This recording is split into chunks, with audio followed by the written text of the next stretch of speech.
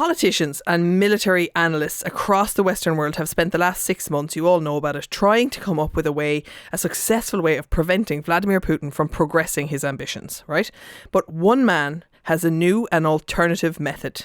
Mind control. You may know him best for his spoon-bending powers, but now he has a new mission. I'm delighted to say that I'm joined by mystifier Uri Geller. Good afternoon, Uri. Hello, Stefanie. For people who haven't seen it, would you just give us an idea of what your open letter said and what your plan is? Well, I basically warned Putin that let's all understand that Putin and his generals have their finger on a trigger, which is a trigger to activate a nuclear bomb. And when I read that most likely they are first going to send a missile to the shores of Scotland, because there are quite a few naval bases there, I thought, okay, hang on, I'm going to warn Putin not to do that.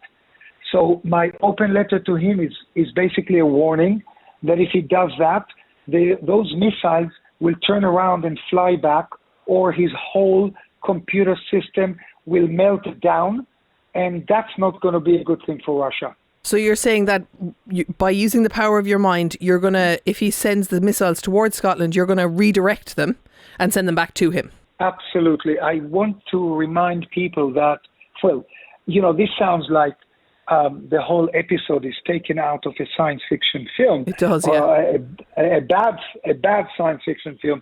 But listen, I have been tested by the CIA. Can I ask you a question though? So if you have this power that is undeniable in the eyes of the CIA, how come you can't, is there any way that you could sort of not wait for Putin to fire the missiles, but you could somehow do something to stop him at this point rather than waiting for things to escalate? Well, I have no comment about that. You'll probably hear something in the coming week or two. Oh, you've asked for people, for citizens, for our listeners here today to help you to control Putin's mind. How can our listeners do that? What do you need them to do? How can we help?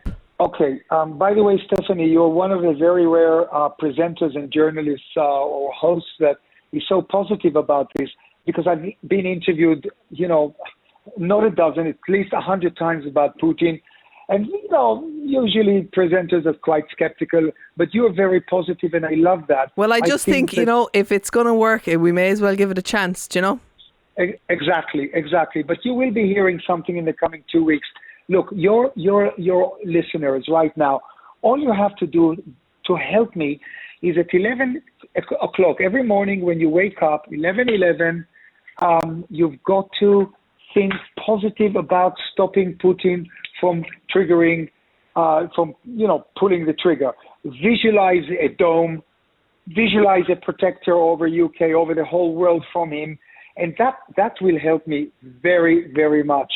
11:11 is a magical number. 11:11 is an amazing number. I don't know how much you know about it, but that is my kind of spiritual number.